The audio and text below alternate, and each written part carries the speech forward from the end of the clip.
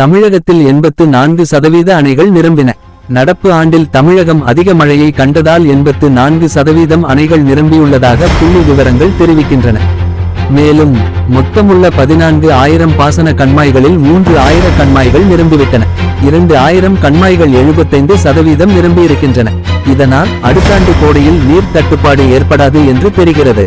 இன்னும் வடகிழக்கு பருவமழை ஓயாததால் நீர்வரத்து அதிகரிக்கும் என்று எதிர்பார்க்கப்படுகிறது.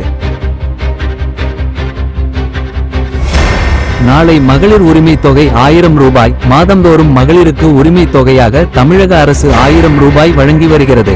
ஒவ்வொரு மாதமும் 15ஆம் தேதி வங்கிகளில் செலுத்தப்படும் இத்தொகை நாளை வரவு வைக்கப்படவுள்ளது. மழையால் தமிழகத்தில் பல குடும்பங்கள் பாதிப்படைந்திருக்கும் சூழலில் இந்த தொகை அவர்களுக்கு உதவிகரமாக இருக்கும் என்று நம்பப்படுகிறது.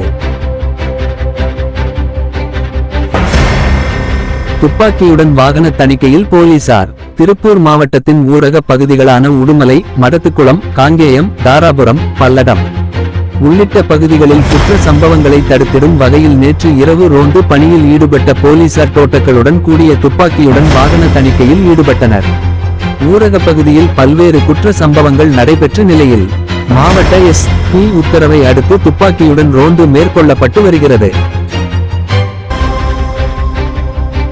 திமுக நிர்வாகி கட்சியிலிருந்து நீக்கம். சென்னை 1000 விளக்கு திமுக கவுன்சிலர் பிரேமா சுரேஷ் கட்சியின் கட்டுப்பாட்டை மீறி செயல்பட்டதால் அடிப்படை உறுப்பினர் உள்ளிட்ட அனைத்து பொறுப்புகளிலிருந்தும் தற்காலிகமாக நீக்கப்படுவதாக பொதுச் செயலாளர் துரைமுருகன் தெரிவித்துள்ளார். சமீபத்தில் அவர் மழை நீர் வடிகால்கள் குறித்து அரசுக்கு எதிரான கருத்துக்களை பேசியதாக தெரிகிறது.